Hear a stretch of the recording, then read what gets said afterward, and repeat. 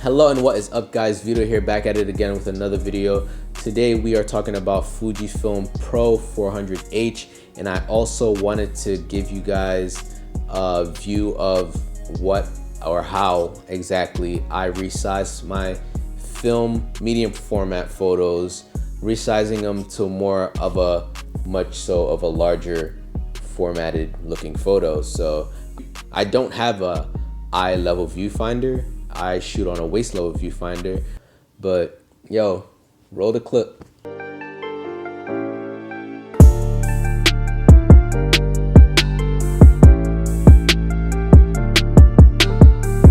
I know y'all like how I be, chopping it up, dealing with the visuals. I always got to put that in there. Fujifilm Pro 400H.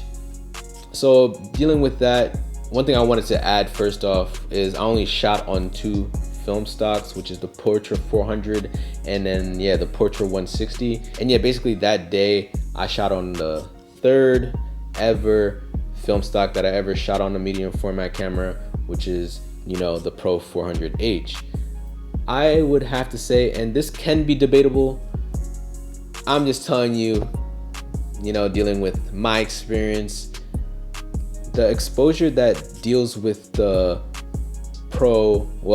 dealing with Fujifilm's Pro 400H is just as well as if I would shoot it on the Portra, or any Portra for that matter. So in comparison, dealing with those two, I felt like the durability of exposing photos at a certain point, both of them, I give them a thumbs up. When I got the raws back, one thing I just noticed right away was how neutral the colors were dealing with the raw photos themselves. You can see that the photos were more so like bluish, a little bit of green, maybe a small technicality.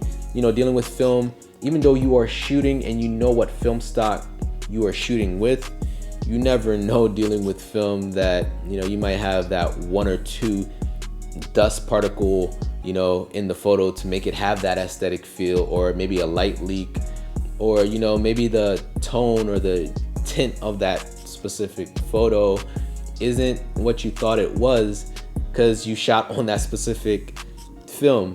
And that's like one of the things that I enjoy about film, because there's always a surprise, you feel me? There's always some type of surprise shooting on any type of film stock. You're just shooting on film overall. As you guys can see throughout the photos, you did get a sense of combination of the two, formal and streetwear.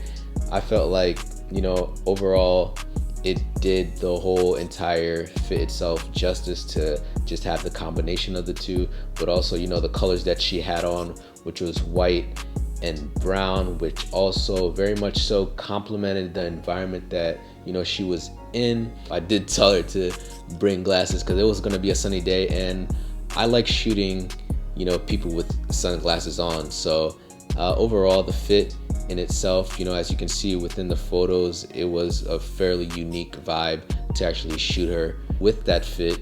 I do use Lightroom. So, there's this thing where it's like I think it's like the older generation. The newer generation, we like to edit our photos in Lightroom and all those other editing photo softwares, but supposedly you're not supposed to do that. So my favorite shots that I had taken that day dealt with the ones where she was leaning up against the fence, the wooden fence. I did take a couple shots from far away because I do shoot with the 80mm on my Mamiya. I don't think I have told you guys that before about the certain millimeter and lens I use, but I do shoot with an 80mm for those of you who do not know. So like some shots to get the whole fit, I do have to take a huge step back from the subject in itself. And I would actually just recommend this film stock to people, especially people who just shoot on Portra themselves. I feel like dealing with this film stock, you can do your whole landscape, you can shoot portraits, you can shoot whatever you feel as though you wish to shoot. I feel like dealing with any type of film, you shouldn't just stick to one specific film. You should go out, explore the different type of film that the world has to offer, and that's what I'm kind of doing. I was doing that with the 35mm, shooting a 35mm. Not to say I don't shoot with the 35mm no more, because I do. But, you know, dealing with the medium format now, I am, you know, shooting on Portra. Now I'm shooting on Fuji. Might dabble in Cine Still 50. I might, who knows, we'll see. Obviously, I will do a review on it. So yeah, let's just get started on how to size the film photos from that 6:4:5 format into more so of a larger formatted photo. So you're gonna open up Premiere Pro, new project. We're just gonna call this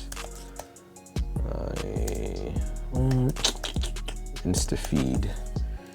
We're just gonna call it Nani InstaFeed, and then, you know, we're gonna put on the desktop here. It's whatevers.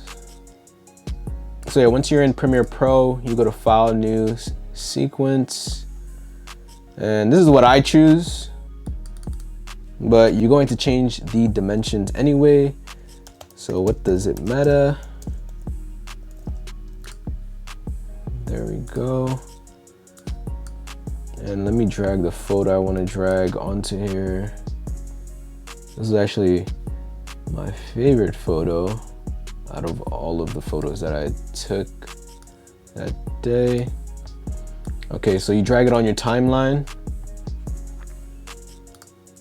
You go to sequence settings.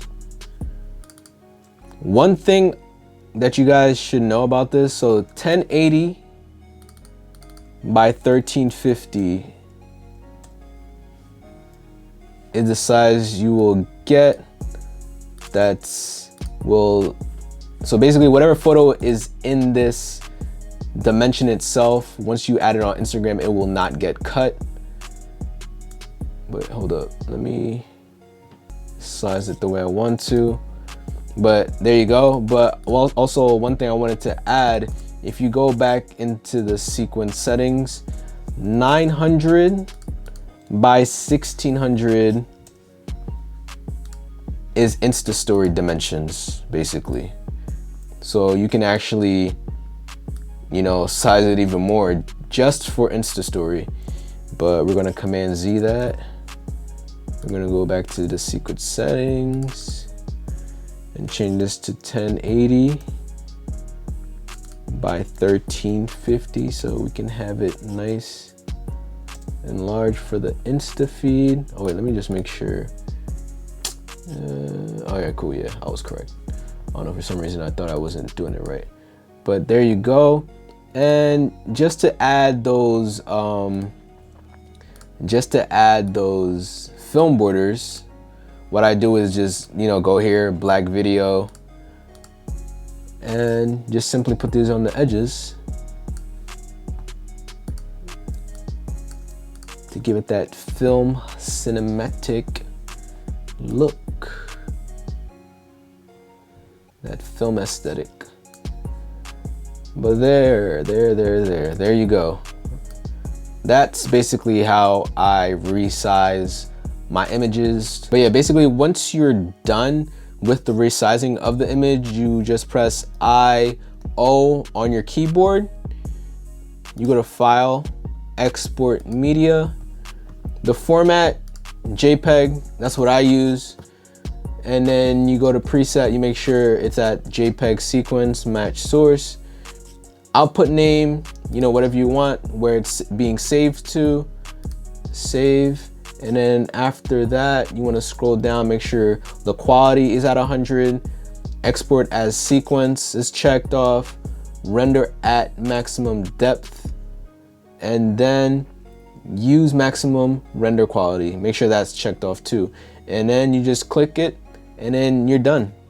For real, it's just that quick and easy. So not everybody has Premiere Pro, but once again, this is my preference. This is what I feel comfortable with software wise to resize my images.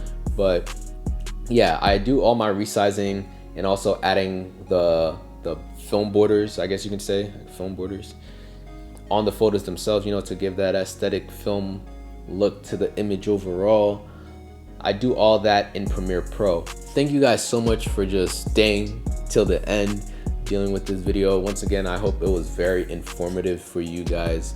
It's always a pleasure, you know, of mine to actually just come on here, talk to you guys, show you guys how I do things, whether it's, you know, BTS, informing you guys on certain, you know, tools, equipment, software you guys should be using.